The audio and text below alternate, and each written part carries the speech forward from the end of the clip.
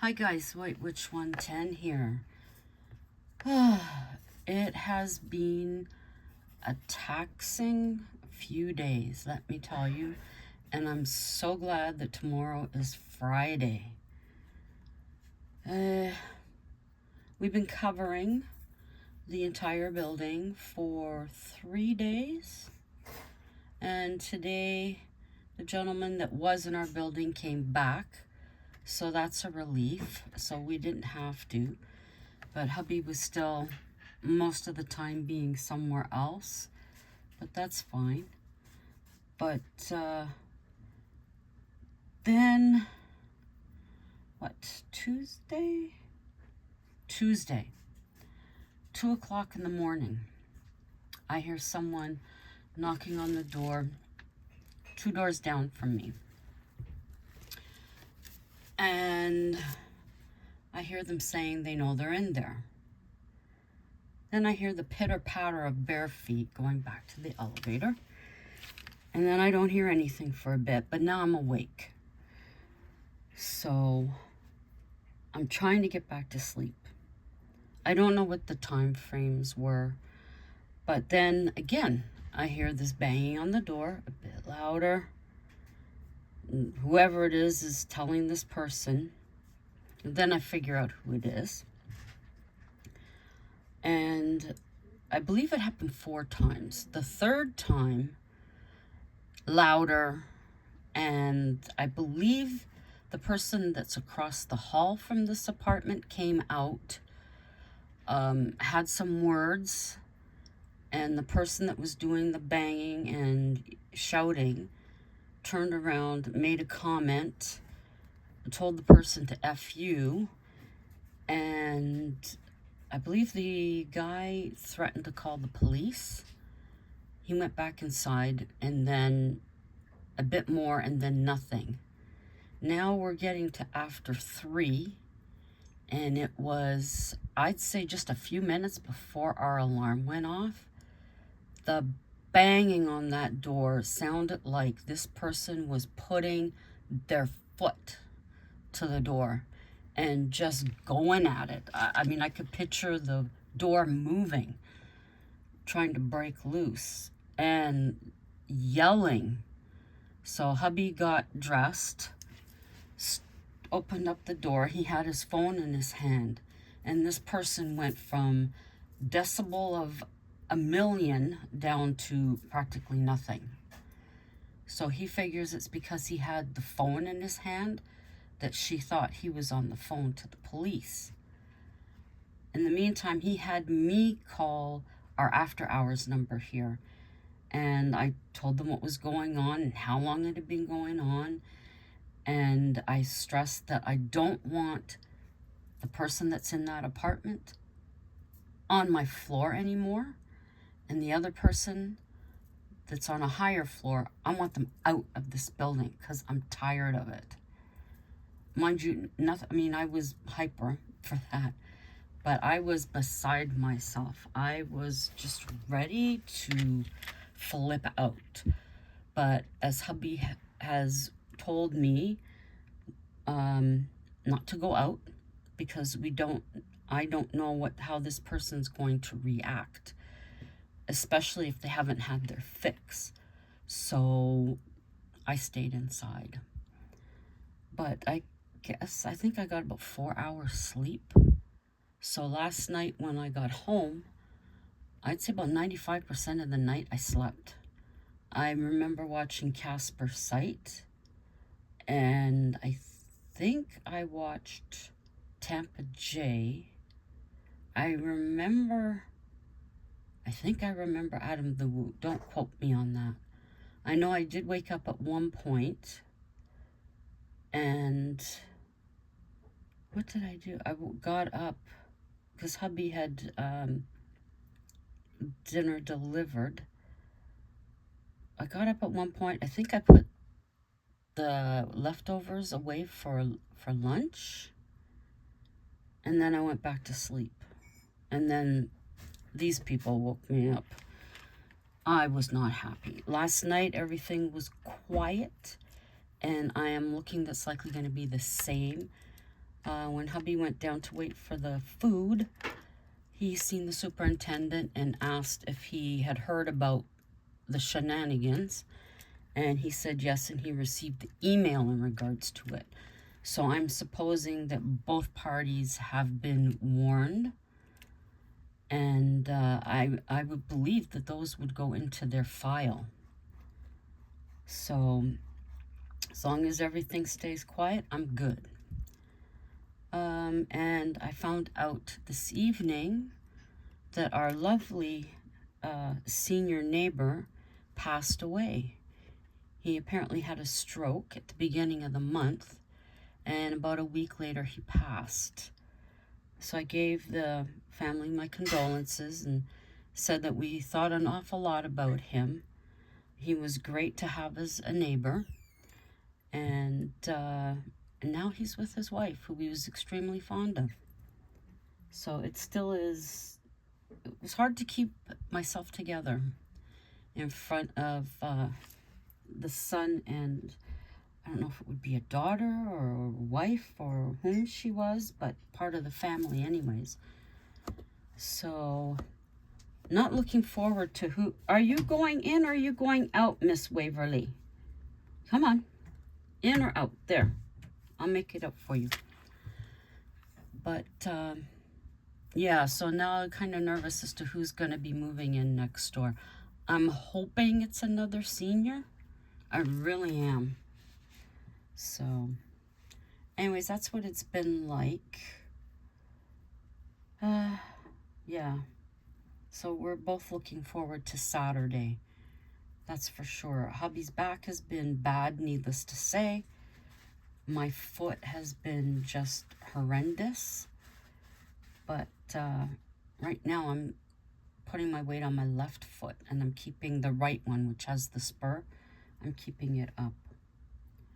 So I've left it for a while. I have written a few pages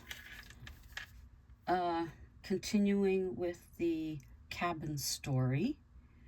So hold on to your hats and let's try to get through this.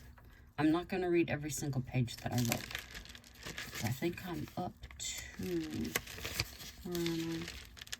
to 34, but we're starting at 19. But here we go. Where did we leave this off?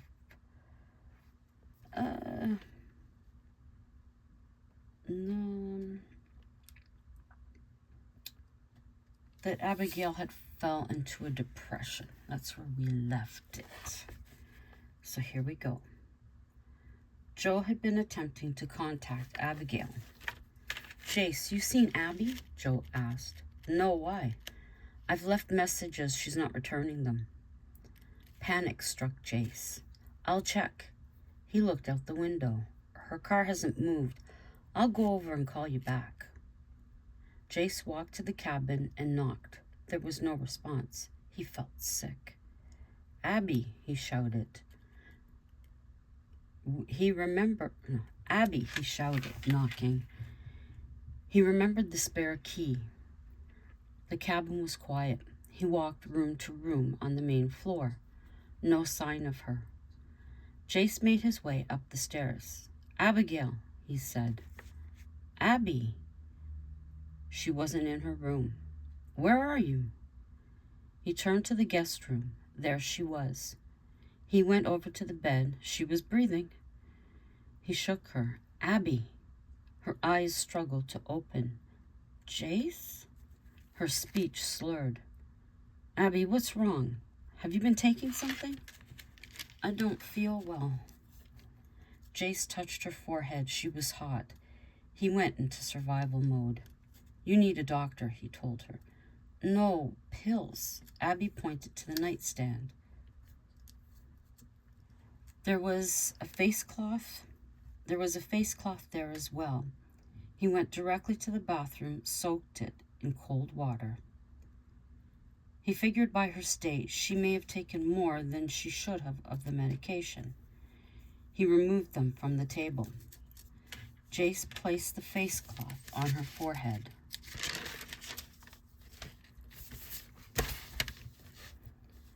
Abigail's phone rang. Jace picked it up. Joe, she's here, but she's sick. Looks like she's seen a doctor. There are meds on the table. She's hot, so I've put a cold compress on her forehead. I'll stay with her. I'll call you with updates. If you need anything, call, Joe said. Jace turned her phone off. He wrapped her tight in the blankets. I need the bathroom. Jace unwrapped her, helping her to the toilet. When she was done, he helped her back to bed. Have you eaten anything? He asked. Crackers. I'm going to make soup. He wrapped her back up, placed the cloth on her forehead. He got to work in the kitchen, finding chicken and broth. Homemade chicken soup. He fed it to her by the spoonful. That's good, she said, then fell back asleep. He quickly went to the apartment and threw things in a bag. Locking up, he returned to the cabin. Jace? He heard her call weakly. I'm here, hang on. He brought his bag with him. Here I am. What do you need?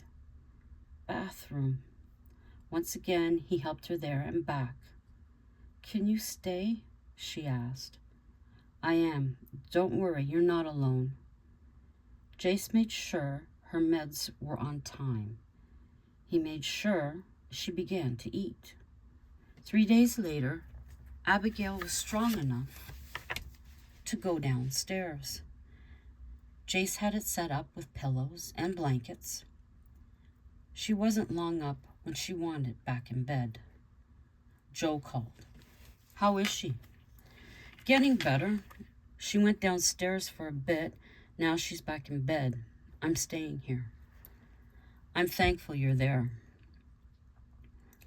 Joe, you know I wouldn't leave. He left it at that. When she was better, she showered and made her way to the living room. Hi. Hey, how you feeling? Jace asked. Better, thanks to you. She sat down with a blanket. Thank Joe. He's been trying to get a hold of you. I came over and found you in the guest room. I wanted to be close to you. Abby rested her head on the back of the cushion. I almost left. I was searching for a place. She turned her head. Please don't. I changed my mind. He caressed her pale face. I care about you. I don't care about age. She smiled. I'm glad. I'm not going to allow Scott to chase me off. I want you here. She began to feel nauseous. Jace moved quickly with the garbage can. She brought up nothing but spit. Relax back. I'll make this comfortable. She did as requested. Pillows, blankets, TV tray, garbage can, wet cloth, glass of cold water. Time for her meds.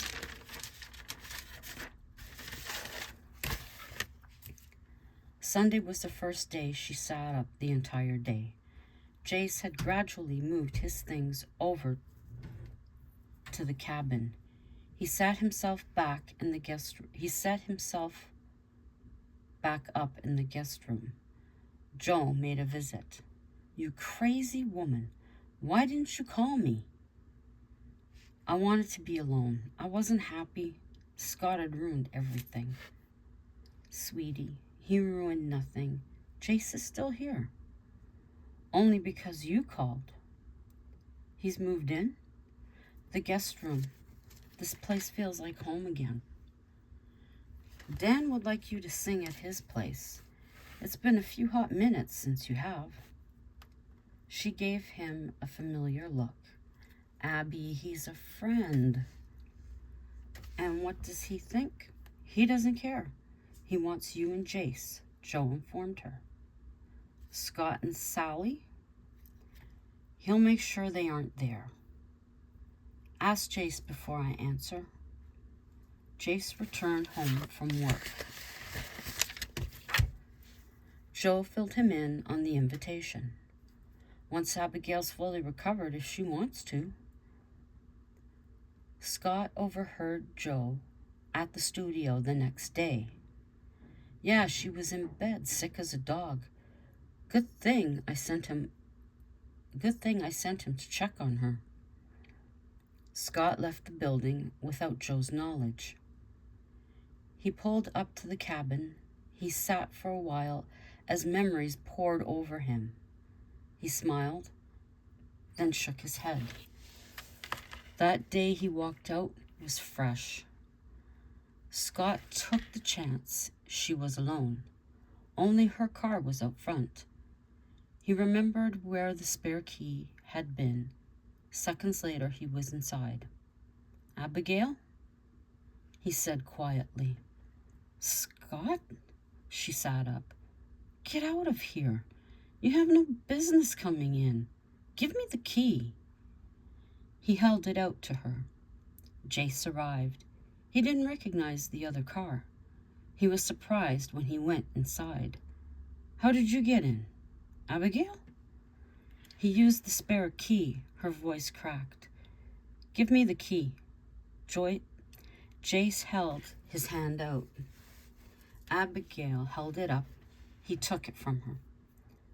Leave, please. You're not needed here. Fine. I just came to see how you were.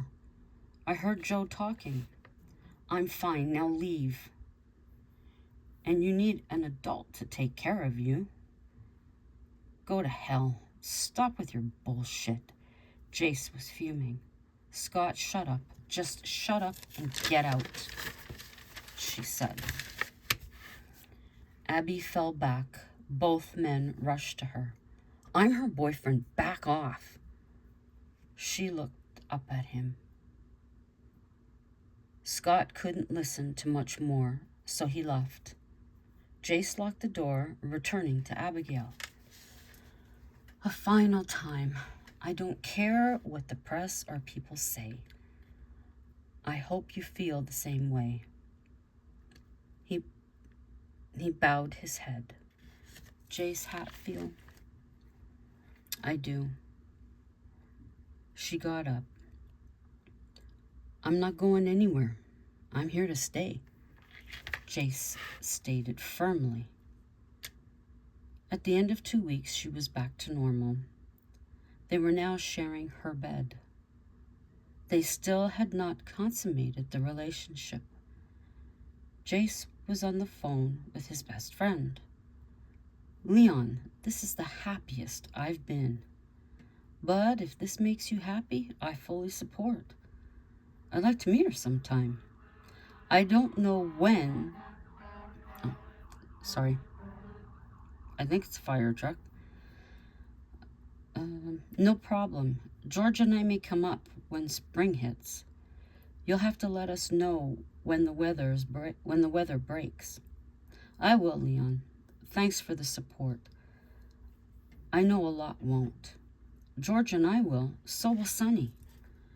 Hanging up, he felt better. His friends were important to him. Sonny video called him later that night. Jace, old man, how are things? I was talking to Leon. Jace pulled her to him. I believe this is Abigail? Yes, he said proudly. Hi, Sonny, nice to meet you, she said with a smile. I'll give you guys privacy. She went to leave. No need. Hang out with us. Sonny was upbeat.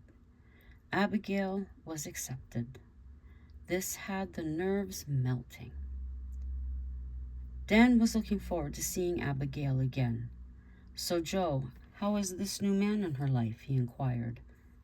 He's a good guy. He stayed with her when she was sick. What does Scott have to say? Dan wondered out loud. He's been a huge pain in the ass. He tells me he still loves her. But he's moved on. Why try? You know him. He's turned into Sally, to be honest, Joe said with anger.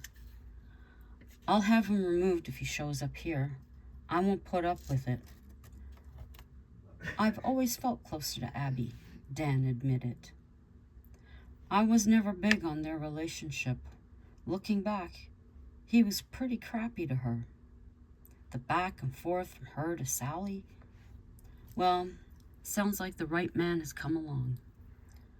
So you're not shocked he's younger than her? Much? Joe left it at that. As long as they're happy, that is all that matters. I'll support her 100%. Abigail arranged to meet Jace at Dan's after work. Dan was elated when she walked in. Look who it is. My God, it's been too long. He wrapped her up in his large arms. How the hell are you? I'm good, Dan, and I need to breathe. They shared a laugh. So where's the new man? Thought you'd both be here. He'll be here after work. Looking around, nothing's changed. That is a relief. Too many places change things up.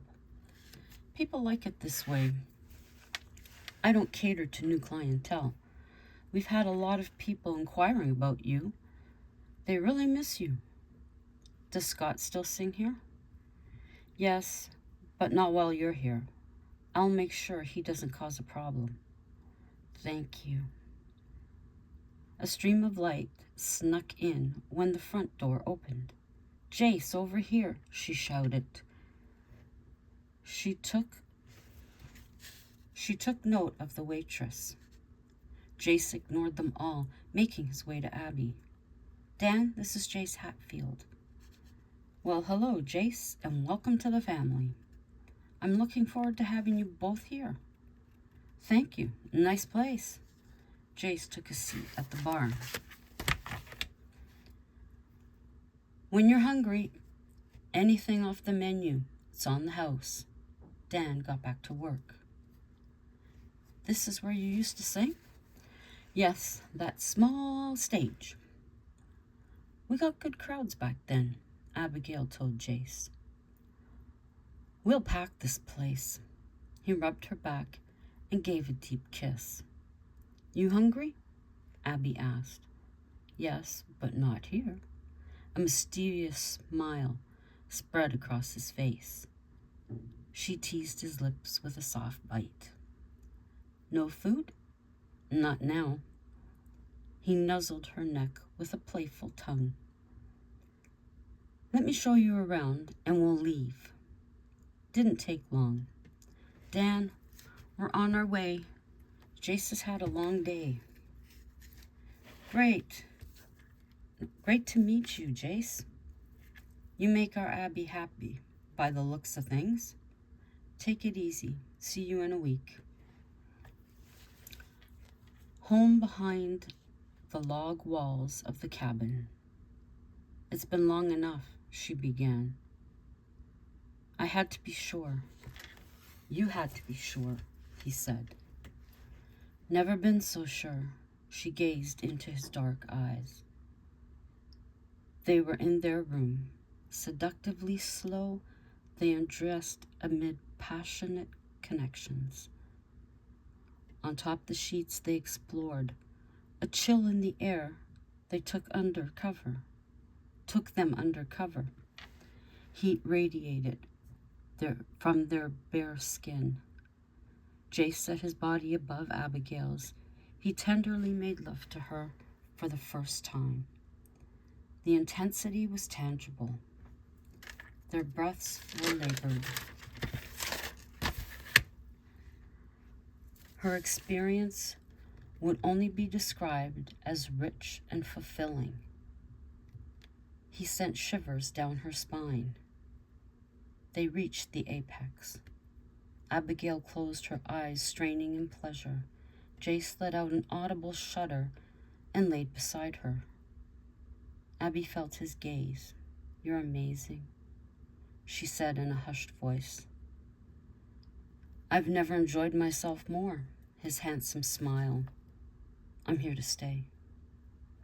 Emotion streamed out of her. She could not control the exhilarating satisfaction she felt. She was honest. I've never experienced anything like this. I'm telling you the truth, Jace. I realize this sounds like a movie script, but it's real life. Jace was touched by her expression. He wiped the tears as quickly as they came. I love you. His brown eyes never wavered from her blue. She caressed his face. How was she so fortunate? Abigail fell asleep, her back against his chest. Jace woke to the sound of Abigail singing in the shower. He listened closely to the words. But the words tend to disappear every time I have you near. Abby was humming, finishing with, oh, I love you. He knocked on the open door. And I think I'm going to leave it there. Yes, Tammy, I'm leaving you frustrated and wondering what the heck. So that's that, hot and steamy. And I'll continue to write it, and I might probably continue reading it tomorrow. We shall see. So until then, because my foot is killing me, until then, thanks for coming by. Those that survived to the end, greatly appreciate it. And don't forget to check out, ow, my foot, voice play. Voice play. Who else? Midnight Soul 13. Also, I feel like I'm blanking out. Who else? Chris the Girl. She's doing a lot of holiday decorating right now, which is pretty cool. And check out Casper's site. He gave us some pretty cool ghosty woasty videos yesterday. Asked which one. There was one for sure had to be fake because the people never turn the lights on when they're going through the house or going down in the basement. That's me, and I hear something, I'm turning on every light. So, but still, they give it a good try. So check him out too if you're into that. He also does the UFOs, and I have a feeling he might start in with the Bigfoot. I'm not sure. Also check out Twin Paranormal. They're cool guys as well. And until the next time, ciao for now.